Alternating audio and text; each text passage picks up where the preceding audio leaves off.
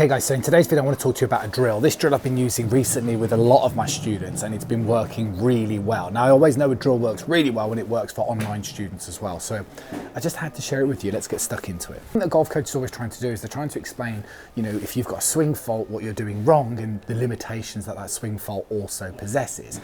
But to give that golfer the correct experiences of, if you like, the correct positions, it's sometimes tricky because what you don't want to do is you don't want to dictate to somebody and say you have to be here.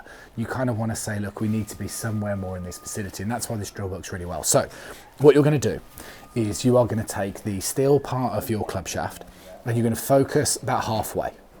Okay, now once you've got that halfway point, what you're going to do is you're going to keep your upper arms nice and connected to the side of your body, but you're going to allow the lower arm to fold, and you're basically going to concentrate on halfway on the club shaft. It's just going to fall on towards your trail sort of shoulder, if you like, towards your collarbone, like so.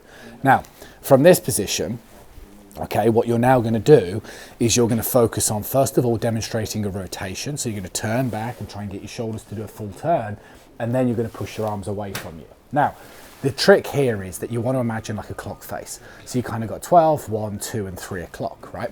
So what we want to do is we want to be aiming to get our hands at about a 130 position. This would mean that you've got good width.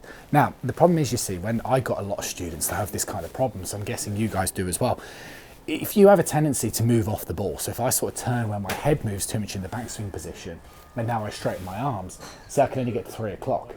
The only way I can get to 130 is by bending my arms, which obviously is not what we're looking for. So what this sort of simple drill is doing is it's doing two things. It's, first of all, it's educating you the importance of rotating more centrally, because it gives you the capability to apply width and push the club away from you.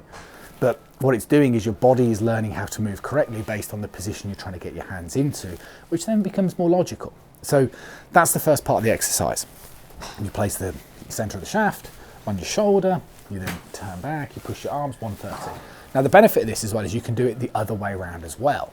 So you can position again halfway on towards your lead shoulder position, and then from here you're going to just focus the same. You're going to turn through, okay, and again you're going to push your hands into the same position about 130.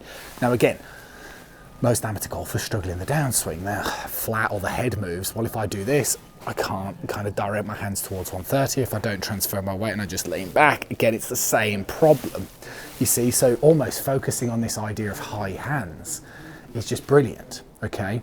But the drill is even better because it stops you cheating. Some golfers will go, oh yeah, okay, I'll just get my hands to 130, and you become disconnected. So you're doing it like so and like so instead of moving your body correctly. So work on the drill. It'll give you a really strong feeling.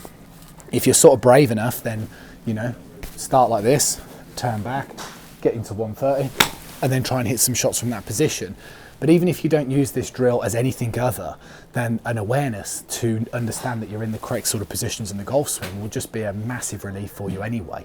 And it will just give you complete certainty on the positions you're looking for. So 130, and then you're trying to do the same on the through swing. So you'd be looking more for like kind of, you know, in between that sort of 10 and 11 o'clock if you like, and that's going to give us good extension of the body. It's going to give you the correct feeling of the correct movements. And the nice thing is it's really simple. I'll see you guys again really soon.